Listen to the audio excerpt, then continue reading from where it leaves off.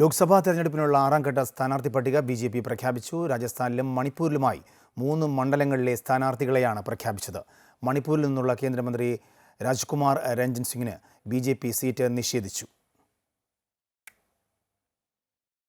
രാജസ്ഥാനിലെ ദൗസയിൽ നിന്ന് കനയ്യലാൽ മീണ മത്സരിക്കും. കരൗലി ധോലാപൂരിൽ ഇന്ദുദേവി ജാദവ് ജനവിധി തേടും.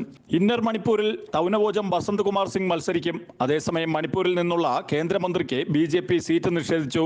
രാജ്കുമാർ രഞ്ജൻ സിംഗിന് പകരമാണ് തൗനവോജം ബസന്ത് കുമാർ ഇന്നർ മണിപ്പൂരിൽ സ്ഥാനാർത്ഥിയാകുന്നത്.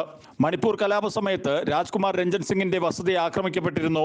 6 പട്ടികകളിലായി ബിജെപി 405 സ്ഥാനാർത്ഥികളെ പ്രഖ്യാപിച്ചിട്ടുണ്ട്.